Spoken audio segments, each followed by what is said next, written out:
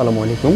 আমার নাম হচ্ছে মেহেদী হাসান। আমি একজন স্টুডেন্ট। আমি ইন্টারন্যাশনাল বুদাপেস্ট মেট্রোপলিটন ইউনিভার্সিটি থেকে পড়াশোনা করি। এটা হচ্ছে হাঙ্গেরিতে। তো প্রবলেম হচ্ছে আমার 2019 সাল থেকেই হচ্ছে, যখন আমি কলেজ লাইফ একদম শেষের দিকে, তখন থেকে হচ্ছে আমার চুল পড়া শুরু হয়। বাট তখন ব্যাপারটা এরকম অত সিরিয়াসলি নেই। তখন আমি যখন আস্তে আস্তে কলেজ লাইফ শেষ হওয়ার পরে 5-6 মাস গেল, সিগনিফিকেন্ট একটা লক্ষ্য দেখতে পেলাম যে হচ্ছে আমার ফ্রন্ট লাইন যে হেয়ার লাইন ছিল ওইটা মোটামুটি ভালোই চলে গেছে।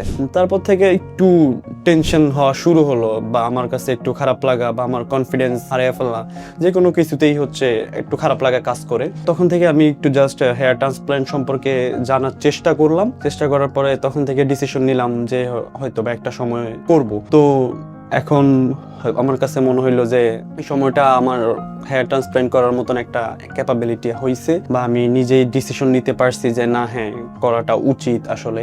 তারপর আমি ডিসিশন নিলাম যে কোথায় করা যায়। তো অনেক ভালোভাবে রিসার্চ করার পর ডিসিশন নিলাম। ওদের রিভিউ বা অন্যান্য কাস্টমার থেকে যে পাওয়া রিভিউগুলা দেখে আমার কাছে মনে হলো যে না, আমি কনফিডেন্টলি সাথে করতে পারি এখানে। তো আজকে আমি আসলাম অ্যাভান্তে অ্যাস্থেটিক অ্যান্ড হেয়ার ট্রান্সপ্ল্যান্ট। এইখানে হচ্ছে আমি আমার কাঙ্ক্ষিত সার্জারিটি আজকে সম্পূর্ণ করার জন্য আসলাম।